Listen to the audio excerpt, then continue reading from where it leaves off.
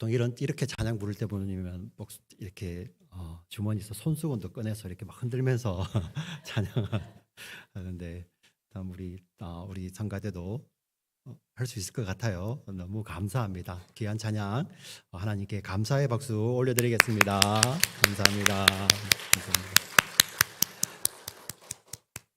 추운 날씨 가운데도 우리를 인도해 주신 하나님께 감사를 드리며 전후 좌우에 계신 분들 서로 5분 정도 축복했으면 좋겠습니다. 주님의 사랑으로 당신을 축복합니다 하고 서로를 축복했으면 좋겠습니다. 주님의 사랑으로 당신을 축복합니다. 주님의 사랑으로 당신을. 네.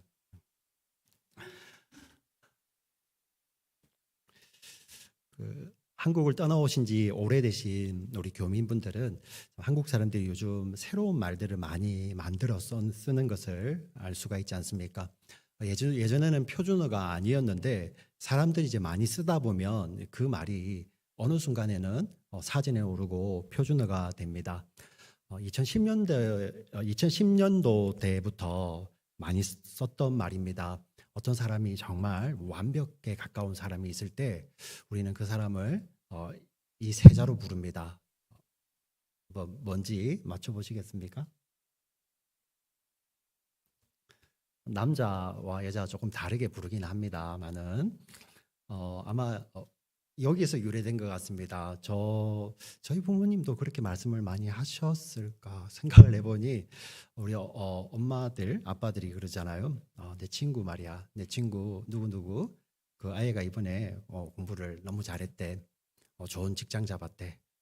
첫 월급을 엄마 아빠한테 줬다더라. 세계 여행도 보내준대. 너무 잘하더라. 그래서 엄마 친구 아들, 내 친구, 엄마가 내 친구 말이야 할 때, 그래서 엄친아라는 말이죠, 그죠? 엄친아, 엄친딸. 이것이 예전에 신조어였지만 이제 거의 표준어처럼 되어버렸습니다. 엄친아, 엄친딸. 오늘 본문에 엄친아가 등장을 합니다. 한 사람이 왔는데 마태복음과 병행 본문인 누가복음, 이 마가복음 이 세 본문에 다 등장을 합니다. 세 복음서에 다 등장을 하며 복음서마다 약간 설명이 다른데 이 마태복음은 이 부자인데 젊은, 아주 젊은이라고 이야기를 합니다. 그리고 누가복음은 관원이라고 이야기합니다. 아주 지위가 높다는 거예요. 근데 유대 사회에는 아주 그 나이로 따지는 그 질서가 한국보다 더 심한 사회입니다. 그래서 어떤 젊은이가 관원이 된다는 것은 정말 굉장히 사람들에게 존경을 받거나 뭔가 이루지 않고서는 관원이 될 수가 없어요.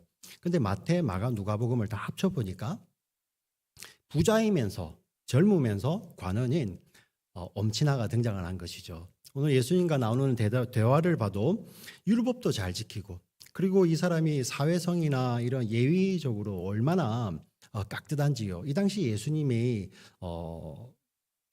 육체적 나이는 30살 이제 넘긴 어떻게 보면 청년이 이제 갓 지난 이제 성년이 되신 분이지 않습니까? 그런데 이 젊은 부자 관원입니다. 높은 사람이에요. 그가 오늘 본문에 보니 달려와서 그 앞에 꿇어서 예수님께 말씀을 합니다. 선한 선생이요, 내가 어떻게 하면 영생을 얻을 수 있습니까? 야, 진짜 멋지지 않습니까? 엄친아다워요. 그래서 예수님께서 이렇게 말씀을 합니다. 18절 한번 읽어볼까요? 18절 같이 읽어보겠습니다. 같이 읽겠습니다. 시작. 예수께서 이르시되 내가 어찌하여 나를 선하다 일컫느냐 하나님 한 분 외에는 선한 이가 없느니라. 네, 두 가지 아마 의도가 있을 것입니다. 사실 예수님은 이 땅에 하나님의 아들이시지만 이 땅에 오셔서 특별히 마가복음에서는 종으로 오신 것을 강조하죠. 그래서 이제 예수님은 사람들에게 어떤 칭찬을 받거나 높임을 받는 자리는 항상 피하셨어요. 그리고 본의 아니게 그런 높임을 받을 때는 항상 그 영광을 누구에게 돌리신다면은 보내신 하나님께 돌리셨습니다. 그래야 해서 당신이 선한 분입니다라고 이야기할 때 예수님은 하나님만이 선하시다라고, 아버지만이 선하시다고 이렇게 고백을 하죠. 또 한 가지 중요한 또 교정의 의미도 있습니다. 사실 아마 이 엄친아와 같은 젊은 부자 이 관원은 살면서 나름대로 선한 행실을 많이 하고 살아졌을 것입니다. 그리하여 예수님의 가르침이나 예수님의 하시는 것을 보면서 야, 저분의 선하심 나도 좀 닮고 싶기도 하고, 그리고 아마 그 마음속으로는 어떤 동질 의식이 있었겠죠. 나와 같은 길을 가네 하면서 그 선한 분에게 가서 어떤 일을 더하면 영생에 더 가까이 갈 수 있습니까? 영생을 얻을 수 있습니까? 물었을 때 예수님이 그것을 교정하시죠. 영생은 너의 선함으로 이루는 것이 아니야. 하나님 한 분 외에는 선한 이가 없다. 심지어 이 말씀의 뉘앙스로는 예수님도 배제를 하면서 하나님 한 분 외에는 선한 이가 없다. 아버지 외에는 선한 이가 없다. 영생은 어디서부터 온다는 것입니까? 하나님으로부터 온다는 것이죠. 지금 그 청년이 묻고 있는 그 전제가 아주 잘못되었다는 것을 예수님은 교정을 해주시며 그 청년의 그 내면에 있는 것을 예수님은 대화를 통해서 드러내게 됩니다. 사실 우리는 글만을 가지고는 어떤 감정이고 어떤 뉘앙스인지는 알지는 못하지만 예수님께서 어떤 사람들을 대할 때마다 동일하게 대하지 않으시고 다르게 대하셨잖아요. 그 다르게 대하심을 통해서 우리는 예수님께서 그를 어떻게 바라보셨는지를 유추할 수 있는 것이죠. 우리 19절 말씀을 같이 한번 읽어보겠습니다. 시작. 내가 계명을 하더니 사랑하시노라, 간구하시노라, 누구치하지 말라, 거짓 증언하지 말라, 속여 빼앗지 말라, 내 부모를 존경하라 하였느니라. 네, 10계명의 5계명부터 10계명 10번째 계명까지 5번째 계명부터 10번째 계명까지 있는 것입니다. 근데 5번째 부모 공경을 맨 뒤로 돌렸죠. 예수님께서 왜 이렇게 하시는지 의도는 모르겠지만 저는 느낌에 이 살인, 간음, 도둑질 이런 것들은 아마 이 어릴 때부터 계명을 잘 지킨 이 부자 청년에게는 시군증 먹기였을 거예요. 가장 자신 있는 거 아니겠습니까? 살인하기 쉽지 않잖아요. 그래서인지 이 청년이 예수님의 이 이야기를 했을 때 바로 이렇게 이야기를 합니다. 내가 이 계명들은 어렸을 때부터 지켰습니다. 20절을 같이 읽어보겠습니다. 그가 여짜오되 선생님이여 이것은 내가 어려서부터 다 지켰나이다. 진짜 엄친아답죠. 어떻게 보면 외적으로는 거의 완벽에 가까운 어떤 한 젊은이가 등장을 한 것입니다. 예수님께서 이를 사랑하셨어요. 사랑하는 마음으로. 이 녀석 내가 너 마음을 한번 내가 확 휘저어줘야지 하고 혼내주려고가 아니라 예수님께서 사랑하시지만 그에게 정말 바른 진리를 가르쳐 주셔야 되잖아요. 그죠? 하나님은 우리를 사랑하십니다. 믿으십니까? 예. 근데 하나님은 우리를 사랑하시지만 우리에게 바른 진리를 가르쳐 주세요. 하나님이 우리에 있는 죄를 그냥 못 본 척 넘어가시면 그분은 하나님이 아니시죠. 그래서 하나님은 반드시 우리에게 사랑 안에서 진리를 가르치십니다. 예수님 이렇게 말씀을 하십니다. 21절 말씀을 같이 읽어보겠습니다. 시작.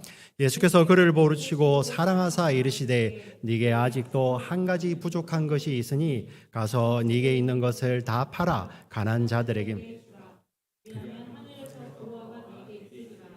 그리고 와서 너를 따르라. 네. 사실 이 말씀을 들으면 우리는 굉장히 어렵습니다. 우리에게 적용해 보면 쉽지 않은 말씀이잖아요. 근데 이런 이렇게 완벽에 가까운 사람이면 이 영생을 위해서 내가 무엇을 하여야 영생을 얻을 수 있습니까? 라는 질문을 가지고 왔다면 이 대답 앞에 쉽게 네, 그렇게 하겠습니다라고 하는 대답을 우리는 기대할 것입니다. 그런데 22절 이렇게 나와 있습니다. 같이 읽습니다. 시작. 그 사람은 재물이 많은 거로 이 말씀으로 인하여 슬픈 기색을 띠고 근심하며 가니라. 우리 이 말씀을 오해하면 안 될 것 같아요. 아마 우리 마음에는 야, 이 사람은 그냥 종교인이었네. 실제로는 그 마음의 재물을 너무 사랑하는 어떻게 보면 기복신앙에 불과했네 하고 우리는 정의를 내리고 이 사람을 막 비난하려고 하죠. 그죠? 비난이 강하면 갈수록 이제 나를 감출 수 있으니까. 그런데 잘 보시면 한번 질문을 해보세요. 이 사람이 과연 살면서 한 번이라도 나는 재물 하나님보다 재물이 더 좋아. 이런 말을 한 적이 있겠어요? 그리고 마음속으로 그런 생각을 했겠습니까? 한번 잘 생각해 보세요. 본인에게 정직하게 질문해 보면 되잖아요. 하나님보다 나는 재물이 좋아. 이 재물을 건드리면 하나님이 뭐고 나는 다 버릴 거야. 이런 마음이 있었겠어요? 아니죠. 이 유대인 젊은 부자 강호는 아마 그 당시 물질관 그대로 있었을 것입니다. 하나님께서 인정하는 자들, 하나님께서 복 주시는 자들을 하나님께서 부자로 만들어 주시는 그 당시의 개념이에요. 그래서 조건이 있었죠. 계명을 잘 지킨다는. 예. 어려서부터 이 사람은 부자였을 것입니다. 아마 이런 마음이 있었겠죠. 하나님께서 이 계명을 잘 지키기 때문에 하나님께서 내게 주시는 것이구나. 그에 대한 감사함이 있었지 그 재물이 하나님을 절대 대신하지는 않았을 것입니다. 정직하게 우리가 이 사람을 평가해 본다면. 문제는 뭐냐면 그는 그 사람 마음이었고요. 한 번도 자기가 내가 이 재물 때문에 하나님을 버릴 거야 라고 그런 생각을 꿈이라도 해봤겠습니까? 그렇지 않겠습니까? 그런데 예수님의 그 진리의 빛이 사랑하셔서 말씀하셨잖아요. 네, 사랑하심 안에서 그 진리가 예수님의 진리가 그 마음 가운데 대면하에 들어오자 그 안에 진짜가 드러나는 거예요. 자기 자신도 모르잖아요. 자기 자신도 몰랐잖아요. 여기서 보면 예수님을 부인하고 떠났다는 말이 아니잖아요. 그죠? 근심하며 슬퍼하며 돌아가니라. 근심하며 슬퍼하며 돌아가니라. 네, 자기 자신도 몰랐던 거예요. 자기 자신이. 아마 이 사람은 부자이기 때문에 재물에 대해서는 자유했을 거예요. 그렇지 않겠습니까? 하나님이 이렇게 주셨기 때문에 내가 하나님께서 원하시면 어느 정도 내어놓을 수 있지. 그런 자유함이 있었을 것입니다. 그런데 이 예수님이 사랑 안에서 해오는 이 질문 앞에 그게 앞에 정말 자기의 내면에 이렇게 오픈이 되자 자기도 몰랐던 거예요. 우리가 이 말씀을 잘못 오해하면 기복신앙들 정말 교회 안에서 다 사라져야 돼. 우리는 이렇게 쉽게 정죄를 합니다. 근데 정말 이 말씀을 보시면 저는 이 말씀이 그 말씀처럼 보이지 아니하고 오늘 사는 우리 정말 복음을 강조하면 강조할수록 복음주의라고 이야기하면 할수록 이런 게 너무 많잖아요. 마음이면 되지. 그렇게까지 헌신해야 돼? 마음만 있으면 내가 하나님을 사랑하는 마음만 있으면 되지. 내가 누군가를 위해서 헌신하고 희생하고 그 사람에게 내가 지고 또 참고 인내하는 거 굳이 그렇게까지 할 필요가 있어? 내가 마음만 있으면 되지. 그렇게 내 시간까지 드려야 되고 내 물질까지 드려야 되고 그러나 하나님은 복음인데 복음은 자유하는 것인데 그렇게 말하기 쉽잖아요. 근데 예수님의 이 정직한 말씀 사랑 안에 주시는 말씀이 딱 들어올 때 어떻게 보면 우리의 내면을 비추는 거죠. 솔직해질 필요가 있다는 거죠. 목사인 저도 마찬가지고 우리도 마찬가지입니다. 복음이라는 그 허울 앞에 제가 복음을 허울이라고 표현해서 정말 죄송합니다. 그런데 우리가 복음 하지만 우리 안에 내면의 복음이 없는 거죠. 복음 뒤에 숨어서 그 복음의 주님마저도 하나님마저도 내 시간은 못 건드려. 내 자식은 못 건드려. 내 돈은 못 건드려. 내 건강은 못 건드려. 그러한 마음을 숨기고 있지는 않는지. 그 말씀 아니겠습니까? 오늘 말씀이에요. 정직하게 예수님께서 사랑으로 도전해 오시잖아요. 근데 이 부자, 청년, 관원은 돌아가게 됩니다. 그러자 예수님께서 이렇게 이야기하십니다. 재물이 많은 사람은, 재물이 있는 사람은 하나님 나라에 들어가기가 너무 어렵다. 정말 어렵다. 그래서 제자들이 너무 놀라는 거예요. 왜 그랬습니까? 그 당시에 재물관이 뭐였다고요? 계명을 잘 지키는 자에게 하나님께서 복 주시는 거예요. 부자가 되는 것은 하나님의 인정을 받는 것이었습니다. 근데 예수님이 이렇게 말씀을 하시니 제자들이 너무 놀라는 거죠. 우리 23절, 24절을 읽어볼까요? 같이 읽겠습니다. 시작.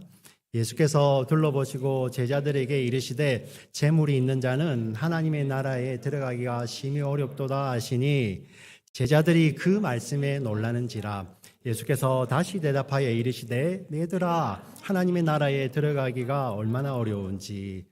예수님께서 두 번 이야기하세요. 강조하시는 거죠. 중요하다는 것입니다. 얘들아, 아이들아, 하나님 나라에 들어가기가 얼마나 어려운지 그 당시 사람들이 그 집에서 키우는 가축 가운데 가장 큰 것이 낙타죠. 낙타. 네, 소유를 하고 있다면 뭐 가난한 사람들은 없었겠지만요. 말보다 큰 게 낙타이지 않습니까? 가장 큰 동물 낙타. 그리고 집에서 가장 작은 건 뭘까요? 우리 속담도 있잖아요. 그죠? 한강에서 떨어진 바늘 줍는 거. 바늘이 가장 작은 거죠. 바늘 중에서도 더 작은 거. 바늘 귀 아닙니까? 예. 가장 큰 짐승이 그 가장 작은 바늘에서도 그 바늘 귀로 들어갈 수 있습니까? 예. 과장이지만 불가능하다는 것을 이야기하시는 것이죠. 25절 말씀 읽겠습니다. 같이 읽겠습니다. 시작.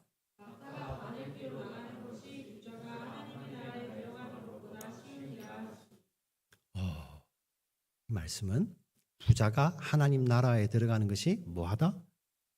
불가능하다는 거예요. 충격입니다. 제자들이 그러면 누가 천국 갑니까? 26절을 같이 읽겠습니다. 제자들이 매우 놀라 서로 말하되 그런즉 누가 구원을 얻을 수 있는가 하니 없는 거죠. 그 당시에 재물관도 다 깨어놓고 그 당시에 신앙관도 다 깨어놓고 예수님 선언하시는 거예요. 부자는 천국 못 간다. 스스로. 다시요. 부자는 천국 못 간다. 예. 감사합니다. 근데 뒤에 갈로가 있는 거예요. 스스로. 그러면 앞에 부자를 가난한으로 바꾸겠습니다. 가난한 자는 천국 간다? 아니요. 가난한 자는 천국 못 간다. 갈로? 스스로. 그게 바로 27절입니다. 같이 읽겠습니다. 예수께서 그들을 보시며 이르시되 사람으로는 할 수 없으되 하나님으로는 그렇지 아니하니 하나님으로서는 다 하실 수 있느니라. 아멘. 부자가 천국을 가는 거, 가난한 자가 천국을 가는 거 다 하나님 때문이에요. 하나님 부자를 미워하시지 않습니다. 네, 하나님 주셔놓고 왜 하나님 미워하세요? 그런데 하나님 미워하시는 것은 그 부자 되려고 움켜쥐는 거, 그 욕심을 하나님 미워하시죠. 그렇지 않습니까? 네. 하나님께서 그러면 왜 다 똑같이 하시죠? 병 주고 약 주고 하시는 것도 아니고. 잘 이해해야 됩니다. 자, 이 이야기를 합니다. 하나님으로서는 하실 수 있다라고 이야기를 합니다. 그러자 베드로가 정말 이렇게 우리를 대표해서 이야기하는 것이죠. 우리는 다 버리고 왔습니다. 사실 제가 이 말씀에 대한 깊은 이해가 없을 때는 베드로 참 이 와중에서도 저 앞에 저 부자 청년 관원은 돌아갔잖아요. 그죠? 예수님 우리는 버렸어요. 이러는 것 같지만 사실 27절을 여러분 곰곰이 읽어보시니까 베드로의 말이 이해가 됩니다. 하나님으로서는 다 하실 수 있다라고 이야기를 예수님 하셨잖아요. 그 베드로의 질문은 주님, 저희가 한 거 하나님 하신 거 맞죠? 저희가 한 거 하나님. 네. 이러니 28절을 같이 읽어보겠습니다. 같이 읽겠습니다. 시작. 베드로가 여쭤와 이르되 보소서 우리가 모든 것을 버리고 주를 따랐나이다. 내가 버렸다는 것에 방점을 두는 것이 아니라 주님 우리의 버림이 하나님 하신 거 맞죠? 그 맥락 아닙니까? 그래서 이 말씀 앞에 예수님께서 그 제자들 향해서 얘들아 부르는 게 이해가 갑니다. 왜? 바로 이 사건 바로 앞에 우리가 지난주에 봤지 않습니까? 어린아이와 같이 하나님 나라를 받들지 않는 자는 뭐 할 수 없다? 하나님 나라에 들어갈 수 없다고 했죠. 근데 이 맥락에서 사람은 할 수 없지만 하나님은 할 수 있다는 이 말씀 앞에 얘들아 그 어린아이와 같이 그 주님의 말씀을 받드는 베드로가 등장을 하는 거예요. 주님, 베드로도 모르겠어요. 어떤 마음으로 다 버린지 모르겠지만 그 순간만큼은 주님 우리의 마음이 진실된 것입니까? 라는 질문으로 예수님께 나아가실 것입니다. 근데 예수님 그것을 인정해 주시는 것 같아요. 왜냐하면 그 뒤에 말씀을 보면 알 수가 있거든요. 29절 30절 같이 읽겠습니다. 예수께서 이르시되 내가 진실로 너희에게 이르노니 나와 복음을 위하여 집이나 형제나 자매나 어머니나 아버지나 자식이나 전토를 벌인 자는 현세 형제와 자매와 어머니와 자식과 전투를 100배나 받되 박해를 겸하여 받고 내세의 영생을 받지 못할 자가 없느니라. 아멘. 베드로의 그 마음, 주님 저희의 버림이 하나님께서 하신 거 맞죠? 하는 것에 주님께서 이렇게 대답을 하시는 것입니다. 나와 예수님입니다. 나와 복음을 위하여 집이나 전토나 형제나 자매, 아버지, 어머니, 자식을 버린 자는 현세에 있어서 집, 형제, 자매, 어머니, 자식, 전토를 100배나 받되 박해를 겸하여 받는다라고 말씀을 하십니다. 도대체 이게 뭐 어떤 의미일까요? 여기 보시면 한 가지만 딱 빠져 있죠. 100배를 받는데 하나만 딱 빠져 있어요. 29절 다시 한번 보여주실래요? 29절과 30절에서 달라진 거 딱 하나 있습니다.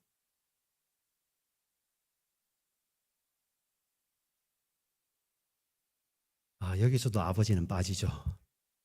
우리 아버지들 30절 보세요. 20, 아버지가 없네. 참 우리 참 부끄러운 자화상이기도 합니다. 요즘이 아버지들 그렇게 하진 않지만 예전에 아버지들 굉장히 엄하고 굉장히 뭐 보수적이고 참 또 그냥 막무가내고 그죠? 요즘 아이들 그 웃기는 그 영상이 저에게 누가 보내줘서 봤는데요. 땡땡땡 가인 거예요. 땡땡 세 개가 비어 있고 뒤에는 가입니다.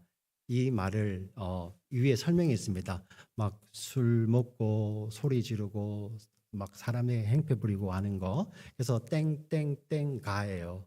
그러면 우리가 아는 지식으로는 고성방가이죠, 그죠? 고성방가 그렇지 않습니까? 가. 근데 그 세 개에다가 그 아이가 이렇게 썼더라고요. 아빠인가?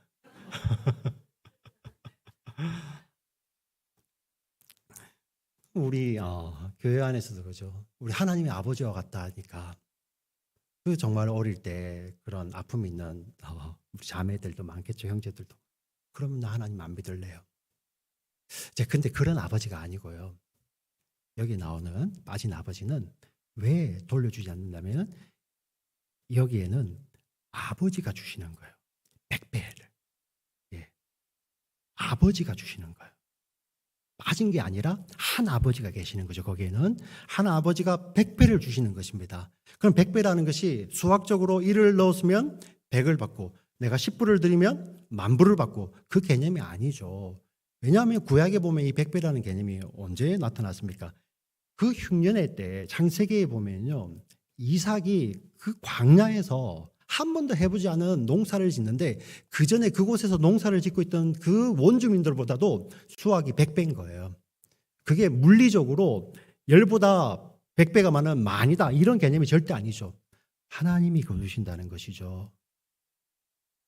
바로 나와 복음을 위해서 드리는 것, 그는 하나님께서 거두시는 그곳. 근데 그 거두심 안에 뭐도 같이 있는 것입니까? 박해도 겸하여 받는 것이죠. 지금 마가복음을 처음 받았던 그 초대독자들이 바로 그러한 자들 아닙니까? 주님 복음을 위하여서 공동체에서도 사실 유대인이 이 당시에 복음을 믿었을 때는 공동체의 죄가 됩니다. 버림받았어요. 자기가 버리지 않아도 버림받았습니다. 그러나 하나님께서는 그에게 새로운 공동체를 주셨죠. 참 하늘 아버지를 아버지로 하는 예수의 피로 형제가 되는 성령의 인도함을 받는 새로운 공동체를 주셨지 않습니까? 그곳이 바로 100배를 받는 곳입니다. 근데 그곳에서는 뭐가 있습니까? 박해도 있는 것입니다. 박해도. 예. 우리가 사는 이 땅도 마찬가지입니다. 내가 100을 드리면 너에게 100배를 주셔서 많이 되고 이게 절대 아닙니다. 예. 이렇게 주님이 이렇게 말씀을 하셨어요. 그리고 여기에 정말 중요한 말씀이 왜 이 말씀이 여기에 있지 할 정도로 중요한 말씀입니다. 31절 말씀을 같이 읽어보겠습니다. 시작. 그러나 먼저 된 자로서 나중 되고 나중 된 자로서 먼저 될 자가 네, 아멘. 사실 이 말씀이 누가복음에도 나오고요, 마태복음에도 나옵니다. 그런데 병행 본문이 있을 때도 또 다른 쪽에도 있습니다. 원인은 뭐냐? 예수님께서 이 말씀을 자주 하셨다는 거예요. 근데 자주 하신 그 말씀을 가지고 여기에 마가는 기록하고 있죠. 맥락에서 본다면은 처음에 제자들은 이렇게 이해가 가지 않겠습니까? 저 엄친아, 그 엄친아에 비하면 제자들 사실 거기에 보면 어불들도 있지만 거기 누구도 있어요. 세리도 있었잖아요. 세리마태. 사람들에게 가장 조롱받고 유대인 남자들이 하는 세 가지 기도 감사 뭐였습니까? 유대인으로 태어난 거, 남자로 태어난 거, 저 세리와 같지 않는 거. 예.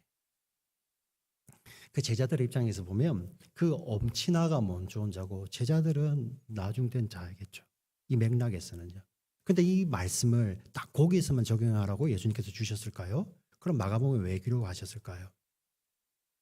먼저 된 자가 나중될 수도 있다고 합니다. 제자들에게도 그대로 적용되는 말씀 아닙니까? 제자들이 만약에 이제 성령을 받고 교회 시대가 열렸습니다. 그때 제자들이 이제 우리는 예수님 때부터 예수님이 저 승천하실 때 그때부터 우리는 한 번도 주님을 떠나지 아니하고 우리는 열심히 했던 먼저 왔던 자야. 그리고 모일 때마다 베드로 너 전에 집 버렸는데 집이 몇 채야? 요한, 야고보 너 지난번에는 너는 그래도 배도 버리고 왔잖아. 지금 배가 한 100대 정도 돼? 이런 이야기 성경에 있나요? 네. 한 번도 그런 이야기가 없죠. 네. 내가 처음부터 예수님을 따라다니는데 왜 우리는 이렇게 참아야 되지? 교회 안에 문제가 있어요. 여러분 성경을 읽어보면 모든 교회 안에 문제가 있습니다.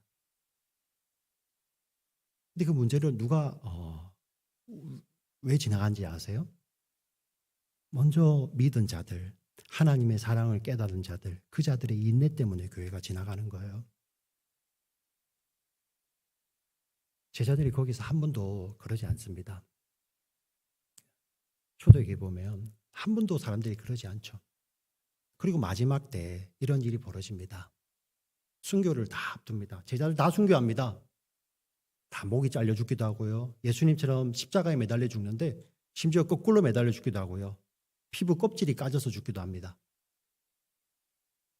그 순교 자리에서 그 자들이 뭐라고 이야기를 했을까요? 지금까지 고생했는데 이제 가면 천국 가면 정말 많은 거 받아서 예수님 보상해 주겠지. 아무도 그러지 않았습니다. 아무도. 정말 그들은 그 마지막 순간에도 자기 인생의 방향을 알지 못해서 헤매던 자들, 그 자들 찾아오신 예수님 때문에 나는 죄인 중에 괴수입니다. 나는 가장 작은 자입니다. 라는 고백으로 주님께 고백하고 주님께 안겼죠. 이 사건을 정말 잘 이해할 수 있는 예수님의 한 가지 비유가 있습니다. 포도원 품꾼의 비유입니다. 주인이 포도원에서 와서 일할 사람을 찾습니다. 아침에도 가고요. 점심때도 가고 오후에도 가고 해질 때도 갑니다. 똑같이 약속을 했습니다. 아침에 온 자에게 내가 일을 주겠다라고 약속을 했습니다. 네. 근데 마지막 결산 때가 되었습니다. 해지기 1시간 전에 온 사람에게 주인이 일을 주는 것입니다. 그래서 아침에 온 자들은 우리는 더 받겠지 하고 생각을 했었죠.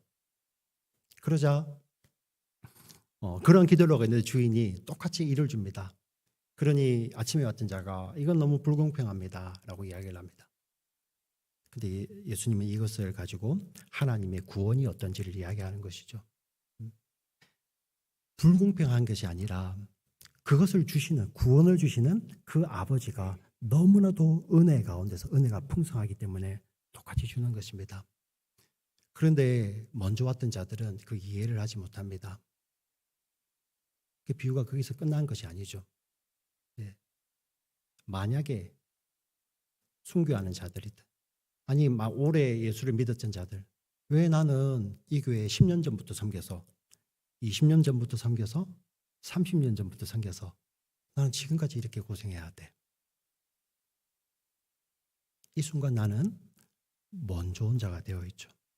심지어 이 자리에 모태신앙도 계실 것이고 아버지 때부터 아니 할아버지 때부터 목회자인 가정도 있을 것이고 그렇지 않습니까? 왜 우리만 참아야 돼? 자기가 먼저 온 자입니다. 근데 제자들의 삶을 볼까요? 한 번도 자기가 먼저 되었다고 이야기를 하지 않습니다. 마지막 갈 때 무엇이었습니까?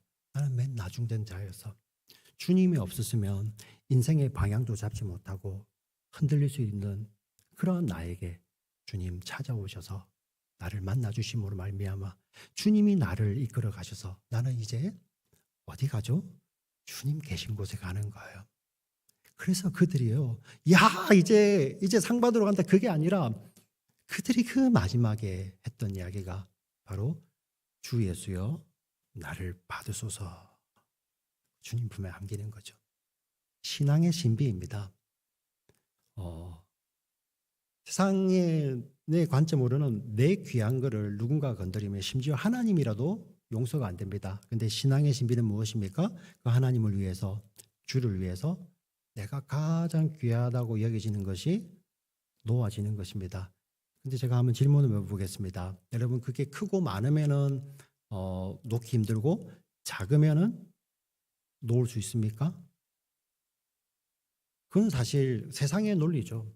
근데 우리가 신앙생활하면서 잘 알지 않습니까? 아무리 크고 아무리 좋아도 놓는 사람이 있어요. 그렇지 않습니까? 근데 아무것도 없는데 그걸 쥐는 사람이 있어요. 잘 생각해 보세요. 내가 가지고 있는 크기로 이걸 놓을 수 있고 쥐고 이게 안 되는 거예요. 어떤 차이입니까? 내가 가진 것의 크기가 아니라 내 안에 계시는 하나님의 은혜, 예수의 사랑, 그 크기 때문에 놓는 거죠. 예. 하나님의 은혜, 예수의 사랑이 큰 자들은 놓는 것이고요. 아무리 작은 거라도 그 안에 하나님의 은혜, 예수의 사랑이 없는 자들은 놓지 못하는 것이죠. 정직한 거 아닙니까, 이게? 신비입니다. 오늘 말씀의 제목입니다. 말씀의 제목. 무엇과 주님을 바꿀 수 있을까? 예. 그 질문 앞에 여러분은 정직하게 대답해 보시기 바랍니다. 우리 이렇게 고백하잖아요. 나 무엇과도 주님을 바꿀 수 없다 하고 진짜 그 주님을 위해서 나의 모든 것을 다 드릴 수 있는 거. 왜 그렇습니까? 그 안에 계신, 내 안에 계신 그 예수님의 사랑, 하나님의 은혜가 비교할 수 없이 크기 때문입니다. 그 자들의 고백 가운데는 무엇만이 남아 있습니까? 아, 나는 절대 먼저 온 자가 아니고 저는 나중된 자입니다. 제가 이렇게 했다는 게 아니라 저는 끝까지 해지기 전까지 1시간 전까지 빈둥거리며 놀던 자인데 인생의 방향을 몰라서 어디로 갈지 몰라, 갈피를 몰라 그렇게 빈둥거리는 그 자인데 예수님 찾아오셔서 지금 내 삶의 방향을 정하시고 나를 지금까지 인도하신 그 주님이 너무 좋아요 라는 이 고백이 있는 자들은 이 앞에 내쥐고 있는 걸 놓을 수 있고요. 무엇과 주님을 바꿀 수 있을까라는 질문 앞에 저는 주님 외에는 아무것도 바꾸지 않아요 라는 이렇게 고백할 수 있는 것입니다. 여러분 믿으십니까?